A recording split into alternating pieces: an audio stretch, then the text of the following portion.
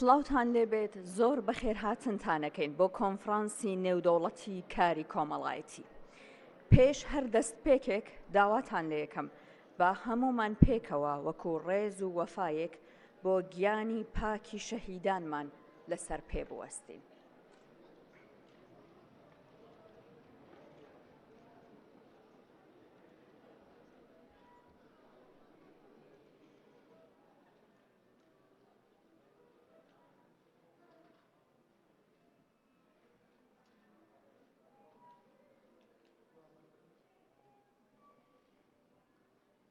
زۆر سپاس فەرموندا بنیشن. دووبارە بە خێرهاتنتانەکەین بۆ کۆنفرانسی نێودەوڵەتی کاری کۆمەڵایەتی. ئەم کۆنفرانسە لە ئەنجامی هەوڵی هاوبەشی هەردوو بەشی کاری کۆمەڵایەتیە لە کۆلێژی زانستە مرۆڤایەتیەکانی زانکۆی سلێمانی و کۆلێژی ئادابی زانکۆی سەلاحەدین و بە هاوکاری دەستگای سید و بە ئسپۆنسەری میدیایی دەستگای میدیایی کوردسات. کۆنفرانسەکە کە دروشمی کاری کۆمەڵایەتی و شوناسی پیشەیی لە هەرێمی کوردستانی هەڵبژاردووە بە نیازە لە ماوەی دوو ڕۆژی خۆیدا واتە ئەمڕۆ و سبەینێ 24 و 25 مانگی نیسان مەجالێک بڕەخسێنێت بۆ گەیشتن بە چەند ئامانجێک کە ئامانجەکانی بریتین لە یەکەمیان ناساندنی زیاتری پیشەی کاری کۆمەڵایەتی لە هەرێمی کوردستان، دووهەم دەستنیشانکردنی چوارچێوەی زانستی ئەم پیشەیە لە ڕێگەی ناساندنی کۆی گشتی بوارەکانی کاری کۆمەڵایەتی و پراکتیزەکردنی، سێهەمیان خستنە ڕووی ئەو بوارانەی نێو کۆمەڵگا کە سۆشیاڵ وەرکەر دەتوانێت کاریان تێدا بکات، چوارەمیان پێشکەشکردنی پێشنیاز و ڕاستپاردا بۆ داڕشتنی سیاسەتی گشتی بۆ بەرەو پێشبردنی ئەم پیشەیە لە هەرێمی کوردستان، پێنجەمیان بەرەو پێشبردنی پراکتیزەکردن و بە فەرمیکردنی بواری ڕاهێنانی مەیدانی لەسەر ئاستی بەشەکە. جا لە ئێستادا دەچینە لای بەشی پێشکەشکردنی وتارەکان و سەرەتا داواکەین لە بەڕێز پرۆفسۆر دکتۆر کۆسار محەممەد عەلی سەرۆکی زانکۆی سلێمانی بۆ ئەوەی کە وتاری هاوبەشی زانکۆی سلێمانی و وەزارەتی خوێندنی باڵا لەلایەن بەڕێزیانەوە پێشکەش بکرێت. دکتۆر کۆسار فەرموونە سەر ستەیج.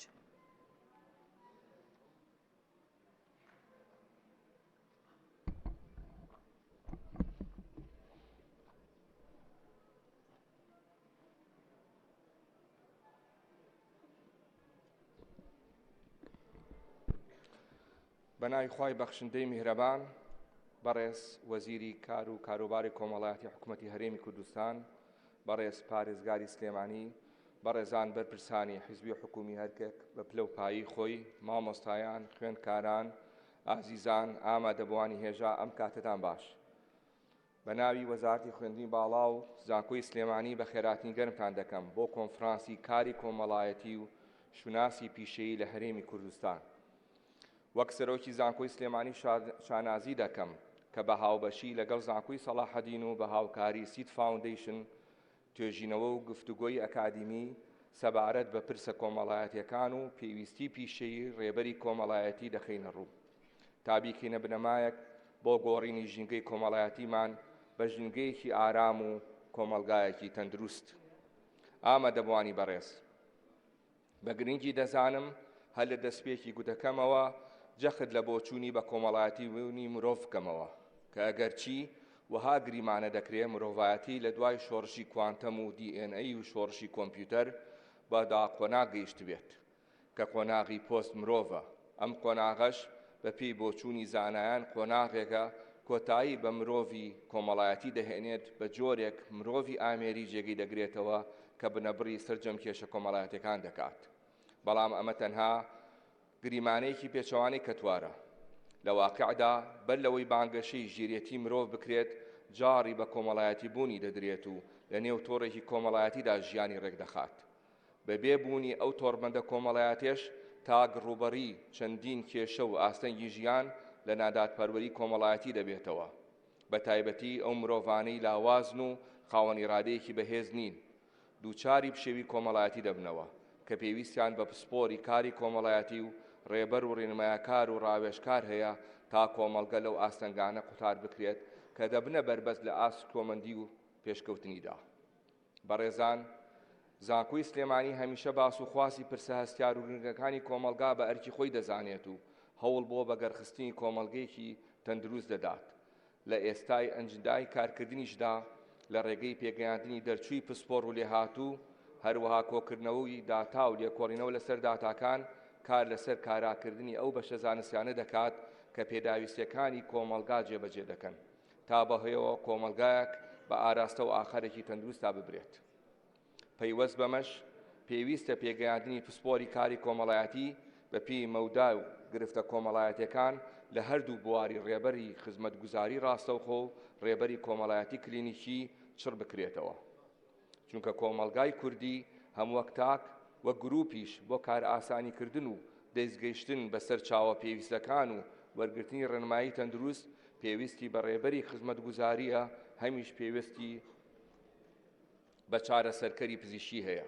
هەروەها پێمان باشە ڕێبەری کۆمەڵایەتی کلینیکی کارەکانیان لەگەڵ بوارە پیشەیەکانی تری چاودێری تەندروستیەک بخەن تا پێکەوە پلانێکی چارەسەری تۆکمەتر بۆ گرفتار و توشبوان دابڕێژرێت.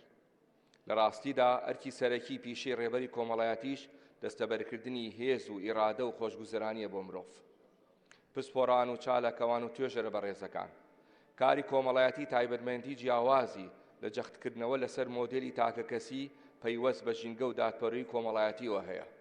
ئەم مۆدێلەش کاریگەری لەسەر چۆنیەتی پێکهێنانی کۆمەڵێکی بەهێز و تەندروست دروست دەکات کە بەشێکی لە ڕێگەی ڕێبەری کۆمەڵایەتیەوە هەنگاوی بۆ دەنرێت. بۆیە کارامەیی کۆمەڵایەتی لە پسپۆری کاری کۆمەڵایەتیدا بنەمایە بۆ ئاڵنگاریەکان. هەر ئەم کارامەیە کە بوونی ڕێبەر و ڕێنمایەکار و ڕاوێژکاری کۆمەڵایەتی لە دام و دەستگا گشتیەکان، ڕێکخراوە قازانجنەویستەکان، بازرگانی تایبەت، خوێندنگا، نەخۆشخانە، خانەی بەساڵاتچوان، بەشی پۆلیس و دادگا، زیندانەکان و لە پراکتیکی تایبەتی ڕۆژانەی ڕاوێژکاریدا پێویست دەکات.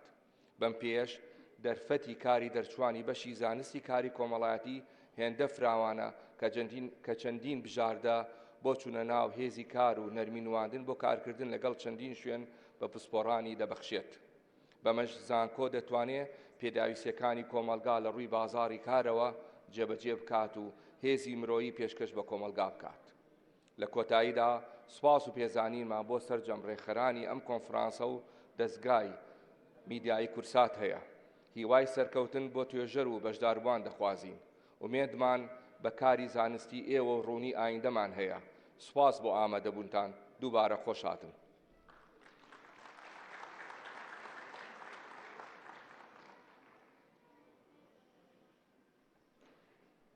لەگەڵ ئەوەی بەخێرهاتنی بەڕێز پرۆفیسۆر دکتۆر قادر محەممەد حەسەن، ڕاگری کۆلێژی ئاداب لە زانکۆی سەلاحەدینەکەین بۆ شاری سلێمانی و هەروەها بۆ زانکۆی سلێمانی داوا لە بەڕێزیانەکەین بۆەوەی کە بفەرمێتە سەر ستەیج بۆ پێشکەشکردنی وتارەکەیان لە بری سەرۆکی زانکۆی سەلاحەدین. فەرموون.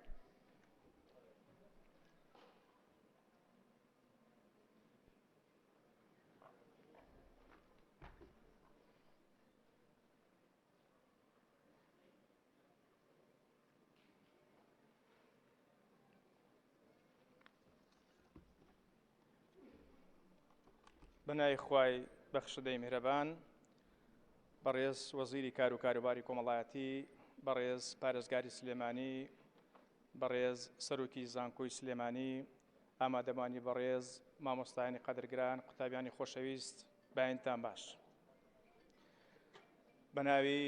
هەم بە ناوی لیژنەی باڵای کۆنفرانس، هەم بە ناوی سەرۆکاتی زانکۆی سەلاحەدین بەخێراتنتان دەکەم. سەرەتا پێم خۆشە بە سوپاسگوزاری دەست پێ بکەم. سوپاسێکی بێپایان بۆ هاوڕێیانی بەڕێزمان لە زانکۆی سلێمانی کە بەیەکەوە توانیمان ئەم کۆنفرانسە ئامادەکاری بۆ بکەین. ئەمە نمونەیەکی جوان بوو لە ئامادەسازی و لە کاری هاوبەش، ومێدەوارین لە داهاتوودا درێژەی هەبێ. سوپاسێکی زۆر بۆ دامەزراوەی سید کە پاڵپشتی ئێمەی کرد و هەروەها جیائزە ڕێکخراوی جیائزەتی ئەڵمانی. سوپاس بۆ هەموو ئەو بەڕێزانێکە لەگەڵمان بەشدار بوون، مامۆستایانی بەڕێز، توێژەرانی ئازیز. بەڕێزان، جێی خۆشحاڵیمانە کە لە چالاکیێکی زانستی ناوازەدا لەگەڵ زانکۆی سلێمانی یەکەمین کۆنفرانسی زانستی تایبەت بە کاری کۆمەڵایەتی و شوناسی پیشەیی لە هەرێمی کوردستان ئەنجام دەدەین. ئەمە هەم کارێکی زانستی نوێیە، هەم هێشکردنەوەی دەواازەیەکی دیکەیە بەڕووی ئەو کارامەیە کە ئێستا لەسەر ئاسی وڵاتانی پێشکەوت و جێی بایەخە. و بەپێی ئاگاداری من هەتا لەسەر ئاسی عێراقیش لەو وارەدا کۆنفرانسی زانستی ئەکادیمی ئەنجام نەدراوە.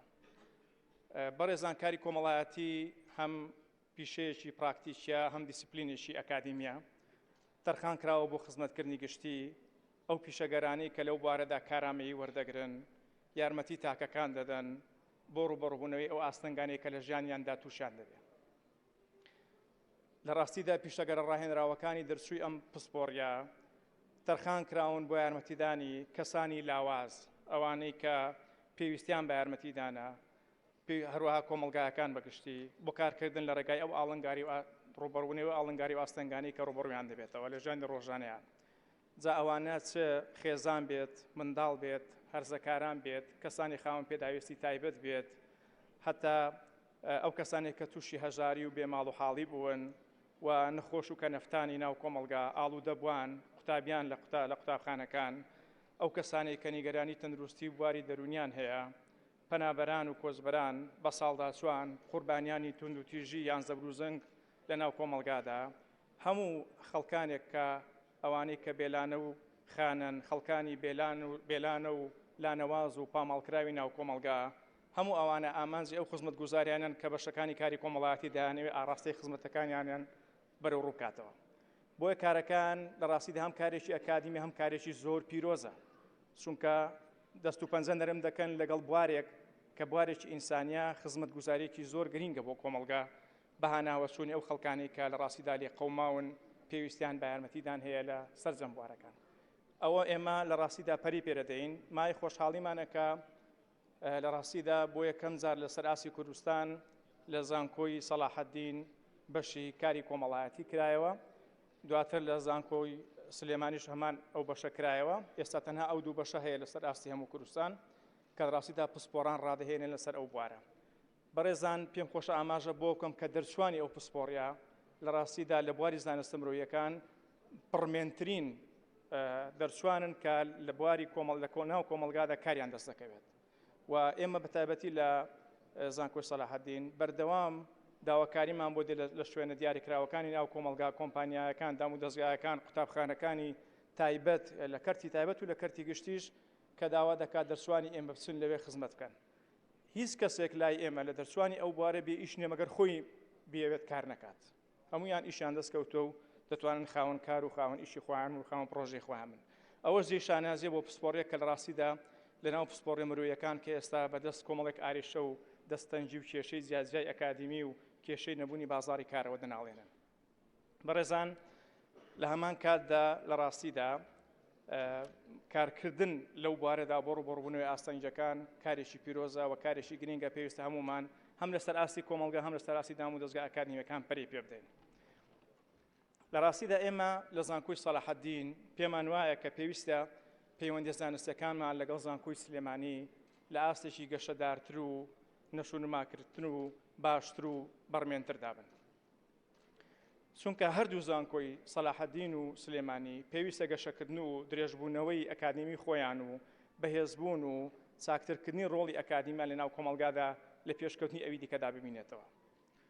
لە ڕاستیدا درێژبوونەوەی گەشەکردنیان لە ئەوی تردا شتێکە حاشا هەڵنەگرە و دیارە. بەڕێزان کاتێک زانکۆی سلێمانی لە ساڵی 1970 گوازرایەوە بە هەولێر لەژێر هەمان ئەکادیمانی ئەو زانکۆیە بوون لە ژێرناوی زانکۆی سەلاحەدیندا خزمەتی کۆمەلگای کوردی و کوردستانیان کرد. و کاتێکیش لە ساڵی 1992 زانکۆی سلێمانی سەر لە نوێ بنیاترایەوە ئەو ئەکادیمیانی زانکۆی سەلاحەدین بوون لە ناو زانکۆی سلێمانیدا خزمەتە ئەکادیمیەکانی خۆیان درێژە پێدا. بۆیە بەڕێزان ئێمە پێمان وایە کە درێژەدان بە خزمەتی ئەکادیمی لە هەردووشیاندا وای کردووە ئاوێزانبوونێکی دیار لە نێو هەردوو زانکۆیەکەدا هەبێ. بۆیە هەردوو زانکۆ پێمان وایە هەم لە ڕێک و ڕیشەدا هەم لە لق و پۆبدا ئاوێزانی یەکترن و پێویستە ئەو پەیوەندیانەی نێوانیان باشتر و تۆکمەتر و تند و تۆڵتر و بەتینتر بکەن. بەڕێزان لە کۆتاییدا پێم خۆشە ئاماژە بە شتێک بکەم کە هەفتەی پێشوو ڕێک لە ڕۆژی چوارشەممە 24 یادی ناپاڵم بارانکردنی شاری قەڵاتجێ و زانکۆی سلێمانی بوو، یادی 50 ساڵی بوو. نیو سەدە تێدەپەڕێت بەسەر ئەو کارەدا. من دەمەوێت لێرە ئاماژەی پێ بکەم وەکو یادەوەریەک کە تێیدا هەم زانکۆ شەهید کرا، هەم خەڵکێکی زۆری سڤیل لە شاری قەڵاتجێ شەهید کران و قوربانیان پێدرا. لەوێدا لە ڕاستیدا ئەوەی کە لەوێ تێبینیمان کرد و ئەوەی کە ئاگادارین لە ناو شاری قەڵاتجێ خەڵکی لێ قەوما و خەڵکانێک کە ئاوارە بوون لەوێ گیرسابوونەوە، قوتابیانی زانکۆ، مامۆستایانی زانکۆ، فەرمانبەرانی زانکۆ کە بوونە قوربانی ئەو کارە ساتە بەشێکی زۆریان، لە ڕاستیدا خەڵک لەوێ ڕۆڵێکی زۆر دیاریان هەبوو لە بەهاناوەچوونی خەڵکانی بەلەنگاز و بێنازی لێ قەوما و گرفتاری ئەوێ زاتسێ ئەوانەی زانکۆ بن چه خەڵکی ئاسایی بێت. بۆیە وەخۆگرتنی خەڵک بەو شێوازە بریندارەکان، یارمەتیدانی ئافرەتان و منداڵانی لێ قەوما و لەوێ، ئەمە کارێکە دەچێتە بواری کاری کۆمەڵایەتی کە ئێستا ئێمە دەمانوێت جەختی لەسەر بکەینەوە. بۆیە لە سۆنگەی ئەوەوە ئەم کۆنفرانسە زانستیە کە دەمانەوێت ئەنجامی بدەن، دەمانەوێت هەم لەلایەک پەرە بەم کەلتورە بدەین، ئەم کەلتورێکە لە کۆمەلگای ئێمەدا هەبووە و لە کارەساتی 24 سوارشدا ڕنگدانەوەی هەبووە و کاتێک کە زانکۆش لەوێ ڕوبەڕووی ئەو دەرگیرێ بووەتەوە، لەوێ نمونەیەکی جوانی بەهاناوەچوون و یارمەتیدانی لێ قەوما و ئاوارەکان و خەڵکانی بریندار و بێناز و بەلەنگازی ناوچەکە لە ڕاستیدا تۆمار کراوە. هەم دەشمانەوێت ئەمە موتوربە بکەین بەو پێشکەوتنە زانستی و جیهانبینیەی کە لە ئاستی ئەکادمی لەسەر لە بواری سۆشیالوەرک و کاری کۆمەڵایەتیدا هەیە. بۆیە ئەم کۆنفرانسە لەو پێناوەدا دەبەسترێت بەڕێزان. کەواتە حورمەتی زۆرم قبوڵ بکەن، هەر شاد و سەرفراز بن، دەستان خۆش بێ و سوپاسی ئامادەبوونتان دەکەم.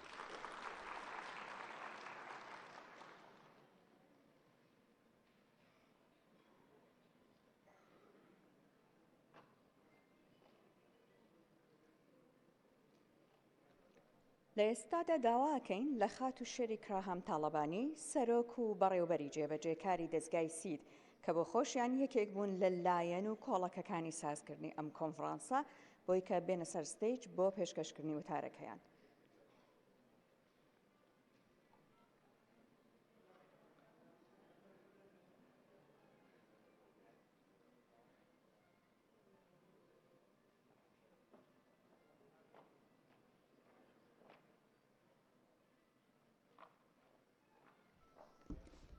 بەیانتان باش، بەخێر بن.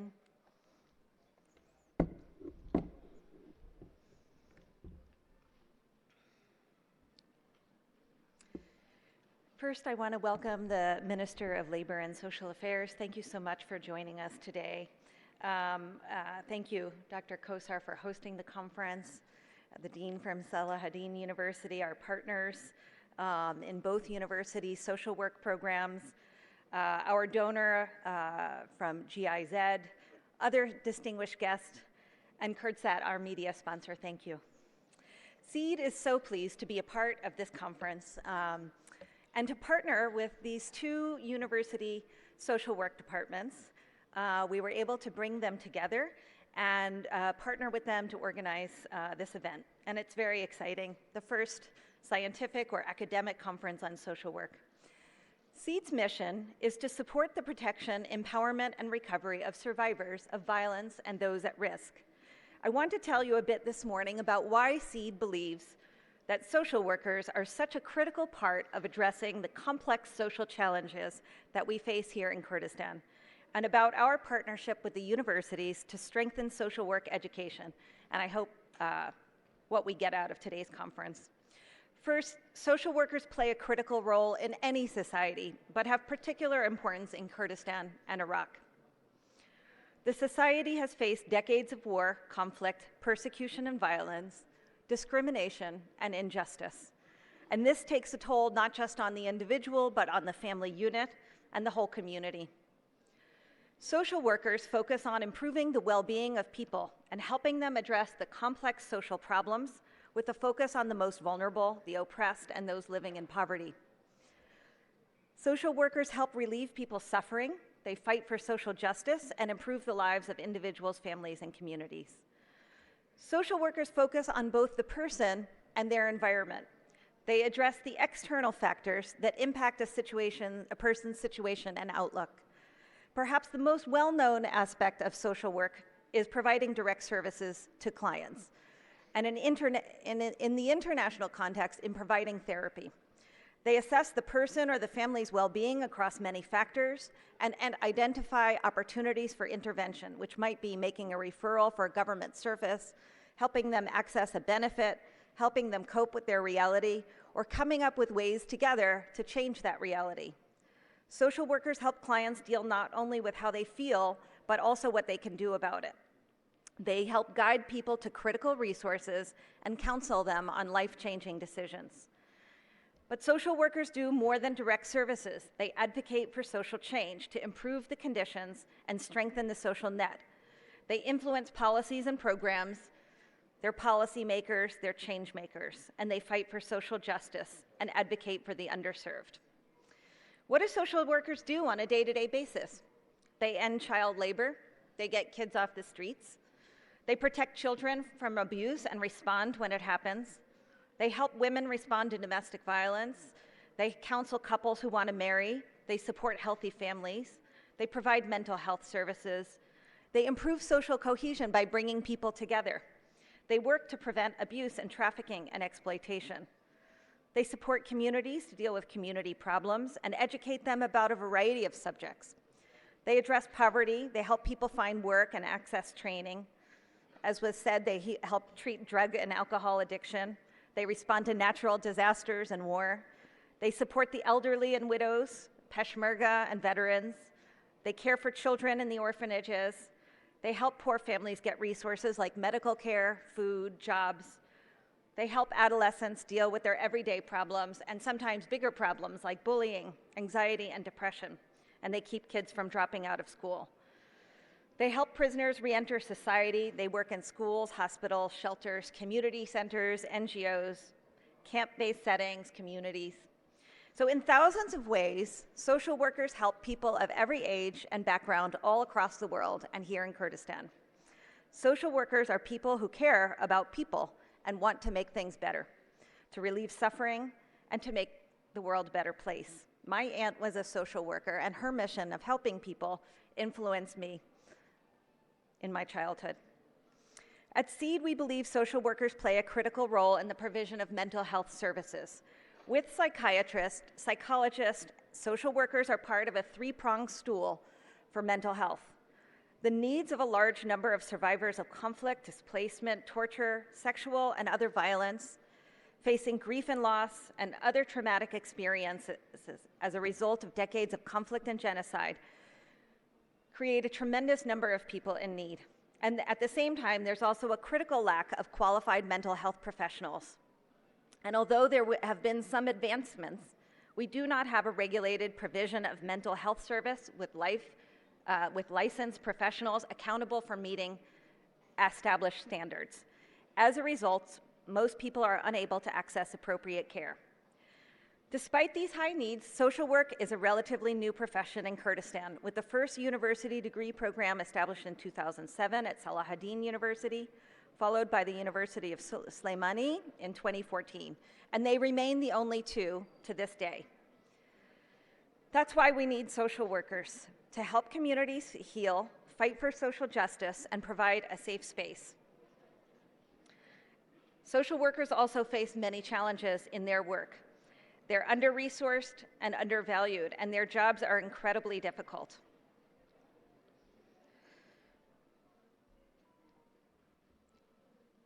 Sorry.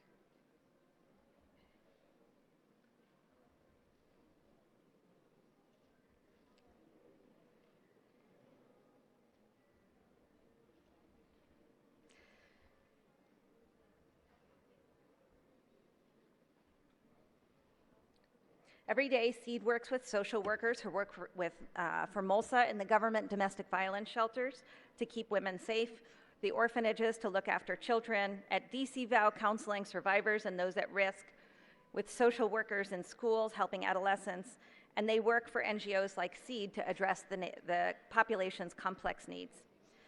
To ensure the people of Kurdistan get access to the care that they need, SEED is investing in strengthening the qualifications of the helping professionals in partnership with public universities. So that's where SEED's connection with these universities started. We aim to equip social work students with the skills and knowledge they need to serve and educate communities and to do the very important and challenging work that lies ahead. Ultimately, this will increase the qualified practitioners, increasing access and quality of care to the people of Kurdistan. We focused on university education for mental health professionals starting in 2016 after delivering training to social workers, psychologists, and others working to respond to the ISIS crisis.